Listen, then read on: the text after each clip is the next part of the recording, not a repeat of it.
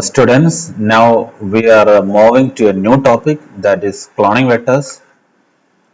What are cloning vectors? In definition, it says that this is a piece of DNA molecule in which foreign DNA can be inserted. Then they are further capable of replicating within the host cell to produce multiple copies of recombinant DNA. That is a DNA molecule that having the capability to replicate within a host cell.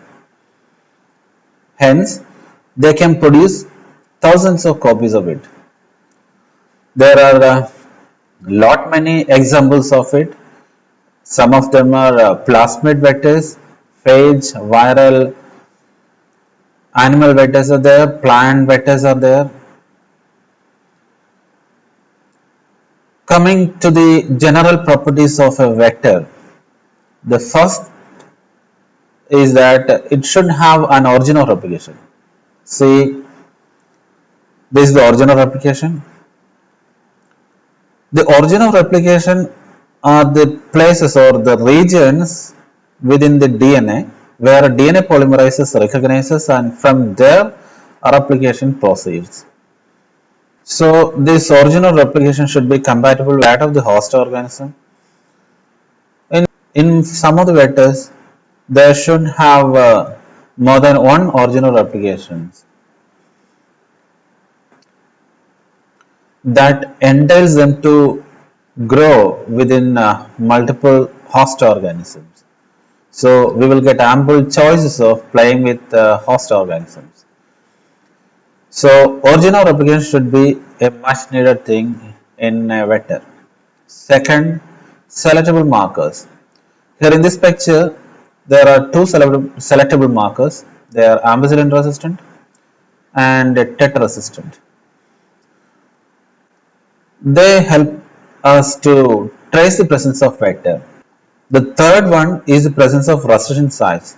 See, there are a lot many restriction sites are there. There is PST1, PVU1, ECOR1, CLAV1, HIN3, ECOR5, BAMS1. Okay, all these are different restriction sites. These restriction sites are the regions where we can introduce our foreign DNA. For example, if you want to introduce a foreign DNA into this place, that is at ECOR1 region, then you have to cut open the vector with ECOR1 restriction sign. Then you have to introduce your foreign DNA at over here. Then you have to ligate the entire thing with the ligation sign.